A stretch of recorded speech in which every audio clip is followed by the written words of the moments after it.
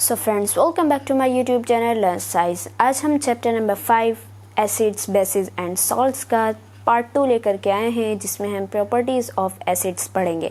पिछले पार्ट में हमने एसिडिक सब्सटेंस के बारे में पढ़ा था कि एसिडिक सब्सटेंस क्या क्या होते हैं, उनके कितने टाइप्स हैं। तो हमने पढ़ा था कि उसमें जो है 2 टाइप्स होते हैं, एक मिनरल एसिड्स और दूसरा ऑर्गेनिक एसिड्स। ओके, उसके बाद हमने स्ट्रॉन्ग एंड वीक कैटेगरी के बेस पर उनको 2 टाइप्स में बांटा था।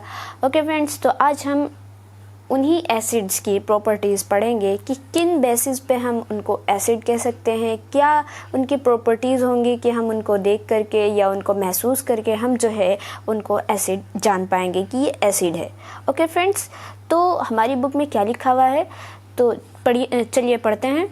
सम of the characteristics properties of acids are, कुछ एसिड की प्रॉपर्टीज़ जो हैं, acid are sour to taste and are corrosive in nature, कि एसिड जो है वो टेस्ट में सोर होता है, यानी अगर आप उसको टेस्ट करेंगे तो वो सोर होगा यानी खट्टा होगा। And are corrosive in nature, और नेचर में ये जो है कोरोसिव होता है। कोरोसिव के मीनिंग क्या होते हैं? कोरोसिव के मीनिंग होते हैं कि गलाना, किसी भी चीज़ को ख़राब कर देना। ओके फ्रेंड्स, यहाँ पे वर्ड हेल्प में भी आपको कोरेसिव के मीनिंग दिए गए हैं कि tending to destroy slowly by chemical action, कि किसी भी चीज़ को केमिकल एक्शन के ज़रिए से, केमिकल रिएक्शन के ज़रिए से किसी भी चीज़ को आहिस्ता आहिस्ता डिस्ट्रॉय करना।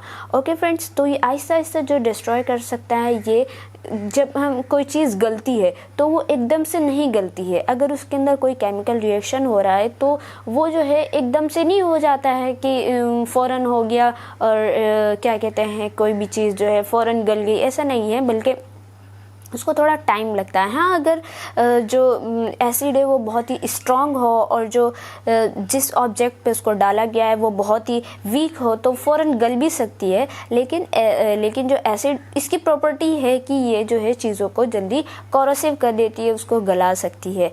Along with sour taste, acid also have the ability to corrode metal such as iron and aluminium, कि सोर टेस्ट के साथ साथ एसिड के पास जो है मेटल को कोरोड करने की, मेटल को गलाने की, जैसे कि आयरन और एल्युमिनियम हो गए, उनको गलाने की इसके पास एबिलिटी है। For this reason acids are generally stored in glassware, और इसी रीज़न की वजह से एसिड को जनरली हम ग्लासवेयर में यानी कि कांच के बर्तनों में, कांच के कंटेनर्स में इनको रखते हैं। ओके फ्रेंड्स, अब आती है मिनरल एसिड। हमने पीछे पढ़ा था कि एसिड 2 टाइप्स के होते हैं, जिनमें मिनरल एसिड और ऑर्गेनिक एसिड के बारे में हमने पढ़ा था। तो mineral acid such as nitric and sulphuric can burn human tissues upon contact and damage clothes paper, कि मिनरल एसिड जैसे कि नाइट्रिक एसिड हो गए, सल्फ्यूरिक एसिड हो गए, ये ह्यूमन के टिश्यू को बर्न कर सकता है उसके कॉन्टैक्ट में आने पर। कि ह्यूमन के टिश्यू के बर्न करने का मतलब क्या है कि अगर इसको ह्यूमन की स्किन पे डाला जाएगा, अगर ह्यूमन की बॉडी पे, इसको किसी भी बॉडी पार्ट पे ये अगर गिर गया तो वो जो है, चूँकि ये बहुत ही ज़्यादा स्ट्रॉन्ग होता है और इसी वजह से ये जो है उनको जला सकते हैं, उनको नुकसान पहुंचा सकते हैं। And damage clothes paper ETC, अगर ह्यूमन की बॉडी को अगर ये जला दें तो क्लोथ्स और पेपर की तो क्या हैसियत है। Okay friends, this one should handle acids with care, इसी वजह से एसिड को जो है ध्यान से रखना चाहिए, उसकी अच्छे से केयर करनी चाहिए। ऐसी बिल्कुल पब्लिक प्लेस पे नहीं रखा जाए जहाँ पे कि घर के किसी मेंबर को उससे नुकसान पहुंच जाए, बच्चों से दूर रखा जाए, क्योंकि ये बहुत ही ज़्यादा हार्मफुल होते हैं। एक बार बॉडी जल जाती है तो उसके बाद जो है उसमें दाग धब्बे लग जाते हैं, उनको क्योर करना बहुत ही मुश्किल हो जाता है और काफ़ी जलन होती है, बहुत सारी चीज़ें होती हैं। तो इस वजह से इनके बारे में कहा गया है कि इनको जो है एसिड को मतलब अच्छे से इनका ध्यान से इनको रखना चाहिए, इनकी काफ़ी केयर करनी चाहिए। दूसरी इन्होंने यहाँ पे प्रॉपर्टी लिखी है कि acids are soluble in water, की एसिड की जो प्रॉपर्टी है वो क्या है कि ये वाटर में सोल्यूबल है, यानी अगर इसको वाटर में आप घुलाना चाहेंगे, घोलना चाहेंगे तो ये बहुत जल्दी घुल जाएगा। इसके लिए आपको कोई लेबोरेटरी में जाने की ज़रूरत नहीं, कोई अलग से क्या कहते हैं कैटलिस्ट डालने की ज़रूरत नहीं है, बल्कि ये खुद ही अगर आप पानी में इसको डालेंगे तो ये फ़ौरन घुल जाएगा। Mostly acid Most acids dissolve in water either at room temperature or on heating to form a clear solution। हमारी बुक कह रही है कि मोस्टली एसिड जो होते हैं वो रूम टेम्परेचर पर ही डिज़ोल्व हो जाते हैं, या उनको हल्का सा अगर उनको हीट किया जाए तो वो एक क्लियर सोल्यूशन दे देते हैं। ओके फ्रेंड्स, तो ये एसिड की एक मेन प्रॉपर्टी थी। For example, vinegar is a 3 to 5% solution of acetic acid in water. कि फॉर एग्जांपल हम विनेगर को ले लें तो ये जो है वाटर में एसिटिक एसिड का सिर्फ और सिर्फ 3 to 5% मतलब 3 to 5% ही सॉल्यूशन होता है। ओके फ्रेंड्स, अब उसके बाद आती है depending on the amount of water acids can be either dilute और कंसनट्रेटेड। हमारी बुक एक बात और कह रही है कि वाटर के अमाउंट पर अगर इनको डिपेंड किया जाए कि अगर वाटर की कितनी मात्रा है उस पर डिपेंड करते हुए एसिड जो है वो डाइल्यूट भी हो सकते हैं और कंसनट्रेटेड भी हो सकते हैं। अब ये डाइल्यूट और कंसनट्रेटेड है क्या चीज़? तो डाइल्यूट के मीनिंग होते हैं किसी भी चीज़ के पतला हो जाना, किसी भी चीज़ का जैसे जो कम गाढ़ी होती है बहुत ही ज़्यादा पतला होता है तो उसको डाइल्यूट के मीनिंग पतले के आते हैं, और कंसनट्रेटेड के मीनिंग आते हैं गाढ़े के। यानी कोई भी चीज़ जैसे गम होता है या हम कोई किसी भी चीज़ को गाढ़ी चीज़ जो बनाते हैं, राइट, तो उसको तो कंसनट्रेटेड के मीनिंग होते हैं गाढ़े के। यानी कि एसिड जो है वो पतला भी हो सकता है और गाढ़ा भी हो सकता है। Okay, if the amount of water is more in an acid, अगर जो वाटर का अमाउंट है, वाटर की मात्रा जो है एसिड में ज़्यादा है, इट इज़ कॉल्ड डाइल्यूट, तो हम उसको डाइल्यूट कहेंगे। ओके, यानी वो पतला एसिड है, डाइल्यूट एसिड कहेंगे। And if the amount of water is less, अगर वाटर का जो अमाउंट है वो कम है, it is called concentrated acid, तो हम उसको कंसनट्रेटेड एसिड कहेंगे, यानी कि वो गाढ़ा एसिड है।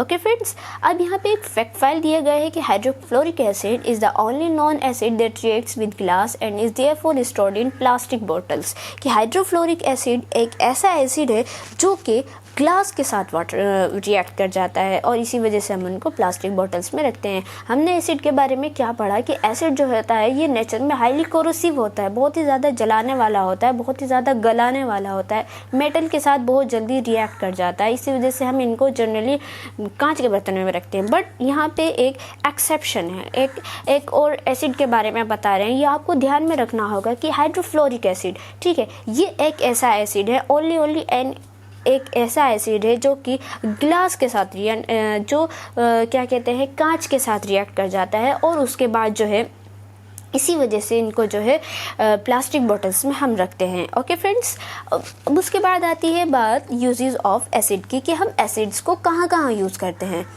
हम सबसे पहले पढ़ेंगे हाइड्रोक्लोरिक एसिड के HCl के बारे में। ये हाइड्रोक्लोरिक एसिड आपने पढ़ा था कि हाइड्रोक्लोरिक एसिड जो है ये बहुत ही स्ट्रॉन्ग एसिड है और ये हमारे स्टमक में भी पाया जाता है। इसके अलावा हम इनको इंडस्ट्रीज़ में भी यूज़ करते हैं और बहुत सारी जगहों पे इनका यूज़ किया जाता है, सफाई करने में, सैनिटरी वेयर को या फिर किसी भी चीज़ को मतलब सफाई करने में इनका यूज़ किया जाता है, कोई गंदगी को हटाने में ऐसा इनका यूज़ किया जाता है। तो फर्स्ट पॉइंट है इसका, dilute hydrochloric acid is used in various industries that use heating applications. कि डाइल्यूट हाइड्रोक्लोरिक एसिड का यूज़ जो होता है बहुत सारी इंडस्ट्रीज़ में होता है, हीटिंग एप्लीकेशंस में। It is applied to remove deposits from the inside of the boilers. कि इसका जो यूज़ होता है वो बॉयलर्स के अंदर से जो डिपॉजिट उसके अंदर जो जमा हो जाती है उनको हटाने के लिए इनको अप्लाई किया जाता है। यानी कि देखिए ये क्या यहाँ पे क्या कहना चाह रहे हैं कि इंडस्ट्रीज़ में, अब इंडस्ट्रीज़ में बहुत सारे कंटेनर होंगे जिनका यूज़ जो है हम बहुत सारी चीज़ को बॉयल करने में करते हैं, है ना। तो वो जिन चीज़ों को हम बॉयल करते हैं तो उनके अंदर जो गंदगी होती है वो उन कंटेनर्स की वॉल पे लग जाती होगी। तो अब उनको कैसे साफ़ किया जाएगा? अब वो इतने बड़े बड़े कंटेनर्स हैं, अब उनको हाथ से तो नहीं साफ़ कर सकते या इस तरीके से कोई और चीज़ लगा के तो नहीं साफ़ कर सकते। तो हम उनके लिए हाइड्रोक्लोरिक एसिड का डाइल्यूट सॉल्यूशन लेते हैं, पतला सा सॉल्यूशन लेते हैं और उसके बाद जो है उनको उसमें डाल करके उसको मतलब जैसे इंडस्ट्री में होता होगा तो उस तरह करके हम उनको उसके वहाँ से उन बॉयलर से उसकी गंदगी को हटा देते हैं। इसके अलावा इसका यूज़ कहाँ होता है? Hydrochloric acid is also use for cleaning sinks and sanitary ware. इसके अलावा इसका जो यूज़ होता है वो सिंक्स को क्लीन करने में और सैनिटरी वेयर कहते हैं कि जैसे कि यहाँ पे साइड में फ़ोटो भी बनी हुई है, ये हार्पिक की फ़ोटो है, या इसके अलावा और भी सफाई करने के जो सामान होते हैं, सफाई करने की जो चीज़ें होती हैं, जैसे कि सिंक को साफ़ करना हो गया, बाथरूम को साफ़ करना हो गया, बेसिन को साफ़ करना हो गया, फ्लोर को साफ़ करना हो गया, तो इन सब चीज़ों में इनका यूज़ किया जाता है। ओके फ्रेंड्स, तो हमने हाइड्रोक्लोरिक एसिड के बारे में पढ़ लिया। अब आती है सल्फ्यूरिक एसिड के बारे में। इसके बारे में भी हमने कल पढ़ा था, इतने डिटेल में तो नहीं पढ़ा था, बट इतना ये पढ़ा था कि सल्फ्यूरिक एसिड जो है ये मास्टर एसिड कहलाता है। ठीक है, ये सबसे ज़्यादा स्ट्रॉन्गेस्ट एसिड है और इसका फॉर्मूला क्या है? H2SO4। हाँ, एक बात और बताना चाहूँगी मैं कि हाइड्रोक्लोरिक एसिड जो ये साइड में जो लिखा हुआ है HCl और सल्फ्यूरिक एसिड के साइड में लिखा हुआ है H2SO4, ये इसके फॉर्मूले हैं और इन फॉर्मूले का आपको ध्यान में रखना है। डायरेक्टली क्वेश्चन भी पूछा जा सकता है कि सल्फ्यूरिक एसिड का फॉर्मूला बताइए, या फिर सल्फ्यूरिक एसिड को हम क्या कहते हैं। हमारी बुक में क्या लिखा हुआ है? Sulphuric acid is such an important industrial chemical that is called the king of chemicals.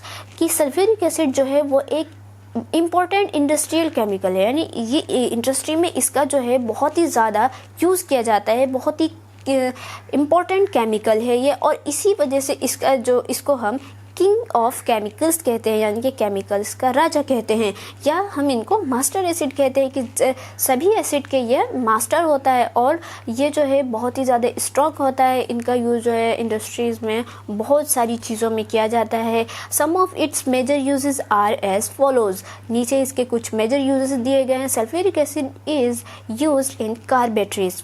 पहला दिया गया है कि सल्फ्यूरिक एसिड का यूज़ जो है वो कार बैटरीज़ में किया जाता है। कार में जो बैटरीज़ होती है जो कि काफ़ी इंपॉर्टेंट होती है, अगर वो बैटरी नहीं हो, अगर वो ढंग से ना चले तो हमारी कार जो है वो ख़राब हो जाएगी, नहीं चल पाएगी। तो सल्फ्यूरिक एसिड का यूज़ जो है इन बड़ी बड़ी बैटरीज़ में किया जाता है, बड़ी बड़ी जगहों पर किया जाता है। It is use in the manufacture of paints, drugs, dyes and to produce fertilisers. इसके अलावा इनका यूज़ जो होता है वो पेंट्स को मैन्युफैक्चर करने में, यानी कि जो पेंट हम बनाते हैं, पेंट्स जो बनाते हैं, जो पेंट होता है जो बिल्डिंग्स पे करते हैं, तो उनको बनाने में, ड्रग्स को बनाने में, डाइज आप जानते होंगे जैसे कि क्लोथ्स को डाई किया जाता है, हेयर को डाई किया जाता है। इसके अलावा फर्टिलाइज़र्स को प्रोड्यूस करने में, जो फर्टिलाइज़र्स होते हैं, खाद वगैरह को प्रोड्यूस करने में, बनाने में इनका यूज़ किया जाता है। ओके फ्रेंड्स, आई होप आपको सल्फ्यूरिक एसिड और हाइड्रोक्लोरिक एसिड के बारे में जो मैंने आपको पढ़ाया है ये आपको अच्छे से समझ में आ गया होगा। अब हम आते हैं तीसरे एसिड की तरफ जो कि हमें है हमारा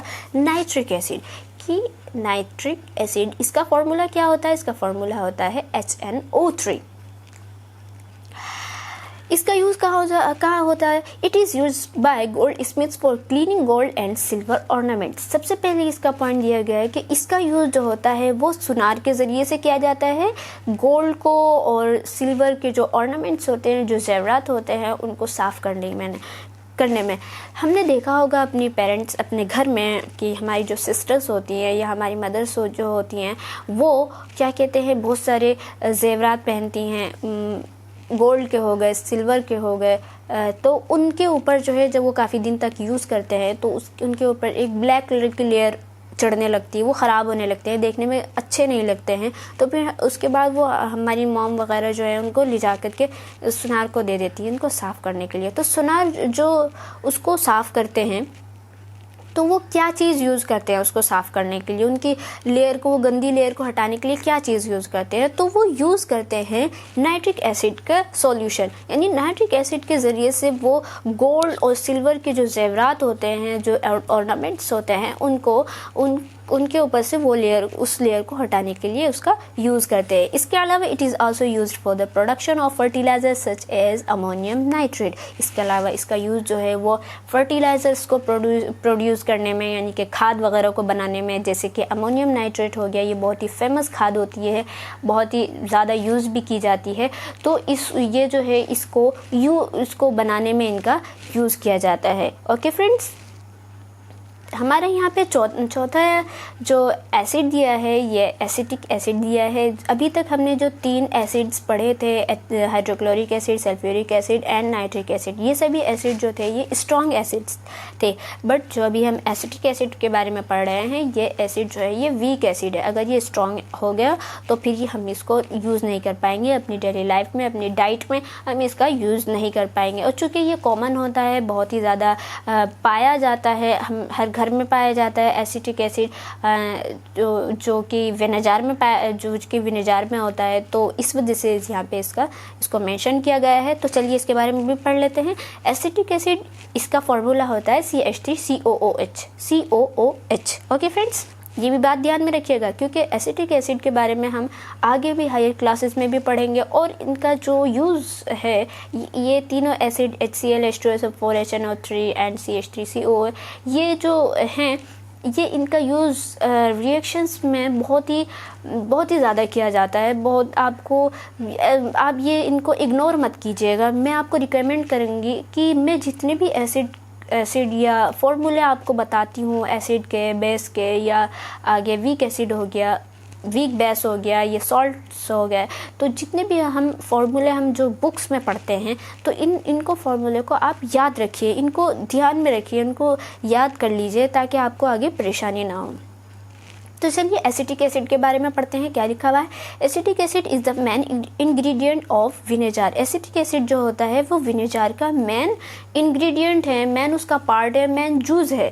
यानी कि अगर विनेगर में एसिटिक एसिड नहीं होगा तो वो विनेगर नहीं कहलाएगा। Vinegar is used to enhance the flavour of food and as a preservative in pickles. Vinegar का यूज़ कहाँ किया जाता है? विनेगर का यूज़ जो है वो फूड के फ्लेवर को बढ़ाने में, फूड को मज़ेदार करने में, फूड के जायके को बढ़ाने में इसका यूज़ किया जाता है।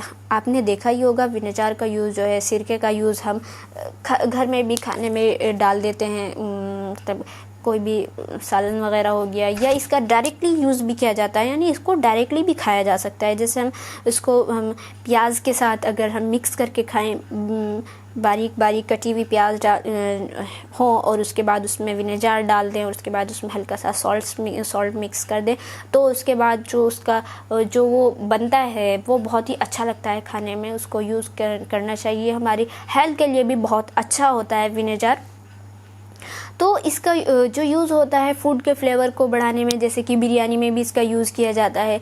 तो और इसके अलावा इसका यूज़ कहाँ होता है? इसका यूज़ होता है पिकल्स को, यानी कि अचार को बचाने के लिए। अगर हम चाहते हैं कि हम जो अचार बनाते हैं अपने घरों में, जो पिकल्स बनाते हैं, तो इसको अगर हम काफ़ी दिन तक के रखें, हम ये चाहें कि हम इसको 1 साल तक रखें या उससे भी ज़्यादा रखें, मेनली यूजुअली ये जो है क्या कहते हैं 1 साल तक ही रहते हैं, उससे भी थोड़ा ज़ायद हो सकते हैं। तो अगर हम इनको ज़्यादा दिनों तक रखना चाहें तो हम उनके अंदर विनेगर डाल देते हैं। उससे क्या होता है कि विनेगर जो है, चूँकि ये एक एसिड है, तो एसिड जो है वो वहाँ के जो अंदर का एनवायरनमेंट है, जो उसके मर्तबान के अंदर का जो एनवायरनमेंट है उसको एसिडिक बना देता है। जब वो उसके अंदर का एनवायरनमेंट एसिडिक हो जाता है तो उसके ऊपर अगर माइक्रो ऑर्गेनिज्म जो हमारे एटमॉस्फेयर में प्रेजेंट हैं, जो कि उसको हार्म पहुँचा सकते हैं, जो उसको ख़राब कर सकते हैं अचार को, तो वो जब उसके कांटेक्ट में आना चाहते हैं तो एसिडिक एनवायरनमेंट की वजह से जो है वो वहाँ पे उनकी जो एक्टिविटीज़ है वो स्लो हो जाती है, वो वहाँ पे काम नहीं कर पाते हैं, या कभी कभी ऐसा होता है कि वो मर भी जाते हैं, है ना। तो इस वजह से जो है हम विनेगर के ज़रिए से हम अपने अचार को काफ़ी दिनों तक के प्रिजर्व कर सकते हैं, उसको बचा सकते हैं। ओके फ्रेंड्स, अब यहाँ पे दूसरा पॉइंट उन्होंने दिया कि it is also used as a cleaning agent in products meant for cleaning windows, floors, utensils etc। इसके अलावा इनका यूज़ जो होता है वो क्लीनिंग एजेंट के तौर पर भी यूज़ किया जाता है, सफाई के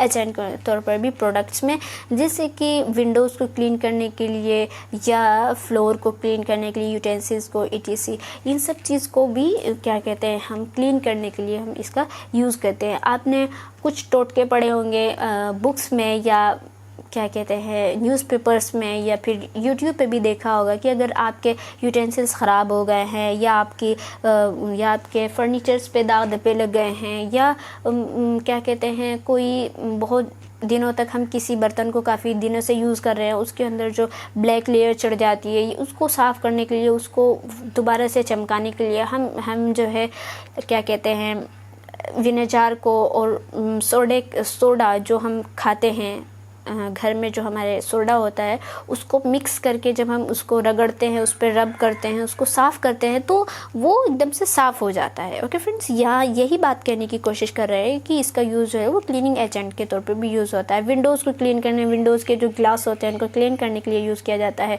okay, it also helps to remove stains on wood work such as furniture and carpets. इसके अलावा इनका यूज़ जो होता है वो वुड वर्क में, यानी कि जैसे कि फर्नीचर का सामान हो गया या कारपेट्स हो गए, इन पे जो वो लग जाती है, इन पे दाग धब्बे लग जाते हैं, चाय के हो गए या और कॉफ़ीज़ के या किसी और चीज़ के, इन सब के जो दाग धब्बे होते हैं इनको हटाने के लिए भी इनका यूज़ किया जाता है। कि friends, most microorganism can not live in an acidic environment. Mostly जो माइक्रो ऑर्गेनिज्म हैं वो एसिडिक एनवायरमेंट में नहीं रह पाते हैं। N acidic environment either slows down there activities और कैन आल्सो किल देम। कि एसिडिक एनवायरमेंट जो है वो इनकी एक्टिविटीज़ को स्लो डाउन कर देते हैं या ये कि उनको मार भी सकते हैं। This is why you will find vinegar in many commonly package food items such as pickles, sauce and ketchups. और इसी वजह से जो है आप विनेगर को जो है बहुत सारे कॉमन जो पैकेज जो फूड होते हैं, फूड आइटम्स होते हैं, जैसे कि अचार हो गया, सॉस हो गया, केचप्स हो गया, इनमें विनेगर का यूज़ किया जाता है। मैंने आपको बता दिया क्यों विनेगर का यूज़ किया जाता है, चूँकि ये एसिडिक एनवायरमेंट बना देते हैं और एसिडिक एनवायरमेंट जो है माइक्रो ऑर्गेनिज्म को मार देते हैं, उनको उनकी एक्टिविटीज़ को स्लो कर देते हैं। ओके फ्रेंड्स, अब यहाँ पे एक छोटा सा ग्रीन कॉर्नर दिया है, इंपॉर्टेंट है, मैं आपको पढ़ा देती हूँ कि ग्रीन कॉर्नर में क्या है। Acid rain is a major effect of air pollution. आपने एसिड रेन के बारे में अभी तक तो ज़रूर पढ़ लिया होगा, आपने अपनी छोटी क्लासेस में पढ़ा होगा या किसी से सुना भी होगा कि एसिड रेन भी होती है। एसिड रेन में क्या होता है कि जो एटमॉस्फेयर में, आप जानते हैं कि हमारी एटमॉस्फेयर जो है वो मिक्सचर ऑफ गैसेस है, यानी इसमें बहुत सारी गैस मिक्स हैं, ठीक है। उनमें जो है कार्बन डाइऑक्साइड हो गई, नाइट्रोजन ऑक्साइड हो गई, सल्फर डाइऑक्साइड हो गई और भी बहुत सारी ऑक्सीजन हो गई। ये हमारे एटमॉस्फेयर में बहुत सारी गैसेस पाई जाती हैं। तो ये जो गैसेस होती हैं जैसे सल्फर डाइऑक्साइड और नाइट्रोजन, जो गैसेस हैं, ये जो है हमारे एटमॉस्फेयर में जो वाटर प्रेजेंट है, ये भी वाटर भी प्रेजेंट होता है हमारे एटमॉस्फेयर में। तो वो वाटर के साथ रिएक्ट करती हैं और रिएक्ट करने के बाद जो है वो सल्फ्यूरिक एसिड बना देती हैं, नाइट्रिक एसिड बना देती हैं। ओके, और आप जानते हैं कि सल्फ्यूरिक एसिड और नाइट्रिक एसिड ये क्या है, ये बहुत ही स्ट्रॉन्ग एसिड हैं और जब यही स्ट्रॉन्ग एसिड हमारे एनवायरनमेंट में चारों तरफ फैल जाते हैं तो फिर ये एसिडिक रेन करवाते हैं, एसिडिक रेन की वजह बनते हैं। ये जो है हमारे एनवायरनमेंट को एसिडिक बना देते हैं। हम जो हमारी रेन होती है उसको एसिडिक बनाने में ये बहुत ही मेन रोल अदा करते हैं। तो उसके बाद जब ये एसिड क्या कहते हैं, रेन के तौर पर, जब बारिश के तौर पर जब ये हमारे ज़मीन पे पड़ती है, जब ये एसिड रेन ज़मीन पे आती है या हमारी बिल्डिंग्स पे आती है या एनिमल्स पे पड़ती है तो ये उनको ख़राब करने लगते हैं, ठीक है। तो यहाँ पे यही बात की गई है कि acid rain cause great damage to plant and animals like as well as to buildings and monuments. के एसिड रेन जो है वो ग्रेट डैमेज कर सकते हैं प्लांट्स को, ठीक है, एनिमल्स लाइफ को। इसके अलावा बहुत सारी बिल्डिंग्स के पेंट्स को और मोनूमेंट्स, जो यादगार जो बिल्डिंग्स होती हैं, जैसे कि आपने सुना होगा कि ताजमहल का जो वो है, जो संगमरमर पर उस पर लगाया गया है, जो वाइटिश जो ऊपर का जो एरिया है उसका, वो ख़राब होता जा रहा है। ताजमहल जो है अपनी चमक खोता जा रहा है। तो ताजमहल अपनी चमक क्यों खो रहा है? इसकी वजह क्या है कि हमारे जो एनवायरनमेंट है इसमें पोल्यूशन बहुत बढ़ गया, ख़ासतौर पर एयर पोल्यूशन। और इस एयर पोल्यूशन की वजह से जो है हमारे एसिडिक रेन होती है और वो एसिडिक रेन जो होती है वो उसके संगमरमर को ख़राब करती है, उसको डैमेज करती है। और इसी वजह से हमें जो है अपने एयर को साफ़ करने के लिए उसको ऐसी चीज़ों को नहीं इस्तेमाल करना चाहिए जो कि हमारे एयर को पोल्यूट करे, इससे हमें बचना चाहिए। ओके फ्रेंड्स, यहाँ पे एक छोटी सी एक्सरसाइज है, मैं ये भी करवा देती हूँ। Fill in the blanks. First है हमारा acids are sour to taste. Okay, second है lemon contains citric acid whereas milk has lactic acid. Third है हमारा acetic acid is used as a preservative in pickles. Fourth हमारा mineral acid are mineral acid कौन से हैं? Strong acid. Fifth है हमारा sulphuric acid is called the king of chemicals. Okay friends, I hope आपको समझ में आ गया होगा। मैं आपको करवा देती हूँ ताकि अगर आपको कोई कन्फ्यूज़न हो तो आप जो है मेरी वीडियो को देख करके आप अपनी कन्फ्यूज़न को दूर कर लें। अब यहाँ पे ट्रू और फॉल्स दिया गया है। तो फर्स्ट है हमारा एसिड कैन कोरोड मेटल्स। यहाँ पे कहा गया है कि एसिड जो है वो मेटल को कोरोड कर सकते हैं। बिल्कुल सही, एसिड जो है वो उनके अंदर एबिलिटी होती है कि वो मेटल्स को गला दें उनको, तो ये ट्रू हो गया। सेकंड है हमारा organic acid are present in plant materials, ये भी बिल्कुल सही है। थर्ड है हमारा weak acid is highly corrosive and can cause severe burn, के एक वीक एसिड जो होता है वो हाईली कोरोसिव होता है और सेवर बर्न्स भी कर सकता है। तो ऐसा नहीं है, वीक एसिड ऐसा नहीं करता है, बल्कि ये जो है हाईली कोरोसिव नहीं होता है। ओके फ्रेंड्स, फोर्थ है हमारा vinegar is found in commonly package food items such as pickles, sauce, yes. Fifth है हमारा most microorganism can live in an acidic environment, no false, ये फॉल्स है। Mostly microorganism जो है वो can not live in acidic environment. Six हमारा nitric acid helps to remove stains on wood work such as furniture and carpets, ये भी गलत है क्योंकि हम नाइट्रिक एसिड का हम यूज़ नहीं करते हैं, बल्कि हम जो है एसिटिक एसिड का यूज़ करते हैं वुड वर्क के दाग धब्बों को हटाने के लिए। जैसे कि फर्नीचर में जो दाग धब्बे होते हैं उनको हटाने के लिए हम एसिटिक एसिड का यूज़ करते हैं। फ्रेंड्स, तो आज की वीडियो हम यहीं तक रखते हैं। आज हमने एसिड का पूरा कंप्लीट कर लिया। आगे की वीडियो जो होगी वो हमारी बेस पे होगी कि बेसिक सब्सटेंसेस के बारे में होगी। तो मिलते हैं अगली वीडियो में। अगर आप हमारे चैनल पर न्यू हैं तो हमारे चैनल को लाइक कीजिए, सब्सक्राइब कीजिए और अपने दोस्तों के साथ ज़रूर शेयर कीजिए। और मिलते हैं अगली वीडियो में, तब तक के लिए अस्सलाम वालेकुम।